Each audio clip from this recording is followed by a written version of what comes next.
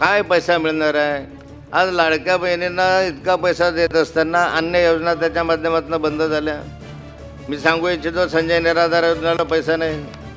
वृद्ध भूमिहीन योजना जी आहे शेतकऱ्यांसाठी किंवा वृद्धांसाठी, त्याला पैसा नाही आहे. एवढ्या मोठ्या प्रमाणावर तूट वाढत असताना हा पैसा आणणार कुठून? सातत्यानं तुटीचा अर्थसंकल्प सादर करतात, पण उत्पन्नाचे साधनं काय आहे या संदर्भामध्ये या सभागृहामध्ये बोललं जात नाही.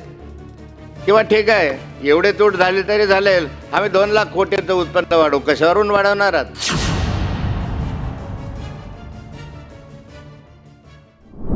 मागच्या कालखंडामधली जी आत्ता 3 महिन्यापूर्वी झाल्या त्याच्यामध्ये 45,000 कोटी रुपयाची तूट होती. 57,000 कोटी रुपये आत्ताची तूट आहे. 45,000 कोटी रुपये आधीची तूट आहे. म्हणजे 1 लाख कोटीच्या वर आज अर्थसंकल्पाला या सरकारला तूट आहे. म्हणजे सातत्यानं तूट वाढता, याच्या संदर्भामध्ये सरकार गंभीर आहे की नाही येणार?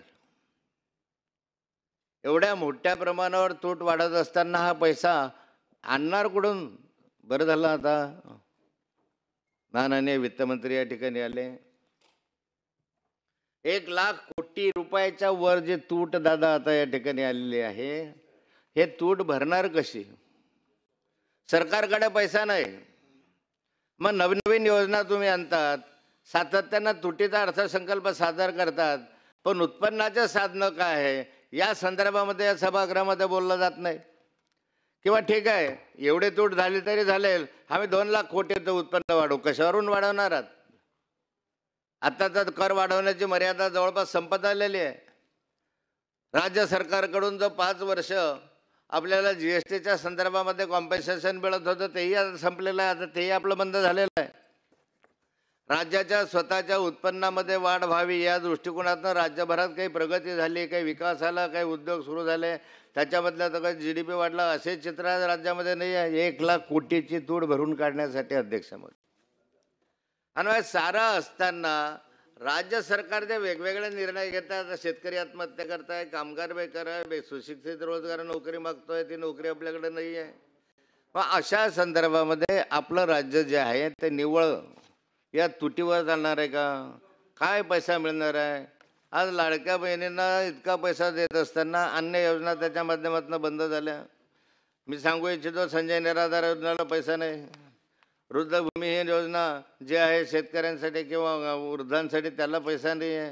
गोपीनाथ मुंडे अपघात विमा योजना, त्यालाच पैसा नाही आहे.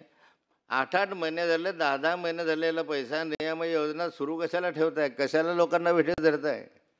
अध्यक्ष महोदय, मी या ठिकाणी बाब क्रमांक 43 कडे लक्ष सरकारचं वेधू इच्छितो. पृष्ठ क्रमांक 30, बाब क्रमांक 43-44. राज्य सरकार नेहमी शेतकऱ्यांच्या संदर्भामध्ये चांगलं बोलतं, चांगलं करू असं नेहमी सातत्यानं सांगतं. आज असे झाले अलीकडच्या कालखंडामधली परिस्थिती की आता खतांचा तुटवडा झालेला आहे, बियाण्यांचा तुटवडा आहे, बोगस बियाण्यांचा सुळसुळाट वाढला आहे, बोगस बनावट खतांचा सुळसुळाट वाढलेला आहे. मग अशा स्थितीमध्ये राज्य सरकारने एक असा, ज्याला म्हणतात की मोहम्मद तुघलकी निर्णय घेतला की या खतांच्या संदर्भामध्ये, बियाण्याच्या संदर्भामध्ये जे पूर्वीची पद्धती होती, तपासणीची पद्धती, ज्या ठिकाणी राज्यात बोगस बियाणे आणि खते यांच्या संदर्भामध्ये राज्य सरकारने जी काही यंत्रणा केली होती, दादांचं लक्ष मुद्दा म्हणून इच्छितो, कारण तुमच्याकडे हा विषय आला होता अशी माझी माहिती आहे, निवेदन आलं होतं. या ठिकाणी पूर्वीची पद्धत अशी होती, बियाणे आणि खतं तपासण्याच्या संदर्भामध्ये जिल्हा कृषी अधिकारी, तालुका कृषी अधिकारी आणि यंत्रणा कुणीही जाऊन त्या बियाणे आणि खतं विक्रीच्या केंद्रावर धाड घालू शकत होते, कागदपत्र मागवू शकत होते आणि त्यांच्या माध्यमातून त्याच्यावर कारवाई करण्यास, सस्पेंड करण्याचं 8-15 दिवस सस्पेंडही त्याचं लायसन्स केलं येत होतं, दुकान बंदही करता येत होतं. हे सारे अधिकार खालच्या बाजूबद्दल विस्तृत होते.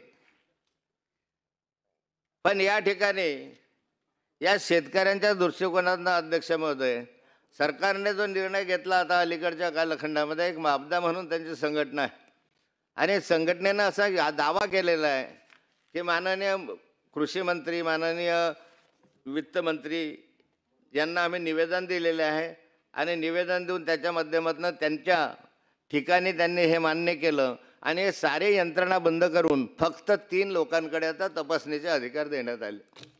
एक विभागीय अधिकारी, एक जिल्ह्यावरचा त्यांचा अधिकारी आणि नंतरचा जो आहे तो तालुक्यावरचा एक अधिकारी.